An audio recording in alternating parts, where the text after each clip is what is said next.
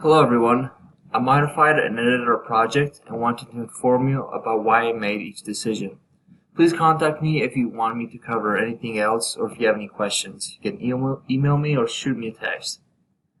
So, first of all, visual hierarchy is really important to catch the reader's attention in a non-overwhelming way. And I've used the principle of vertical and horizontal alignment.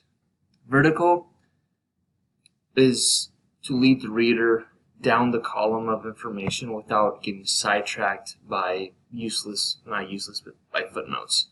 As you can see, it follows a very clear order up and down.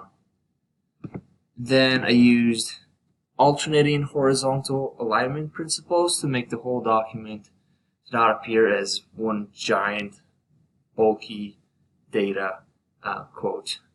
So, as you can see, it's not all on one side on the left side, and it's not all on the right side. This is to kind of keep the reader a little bit of room in between graphs and text.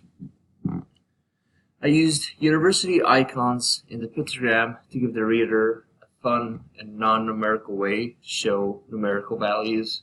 A lot of the times numbers can just get overwhelming, especially if you're looking at a lot of presentations and they kind of just blend together. And as you can see by the legend, 1 unit, this little university symbol, equals 1%, exactly 1%. Then I used the principle of analogous colors for the infographics color scheme.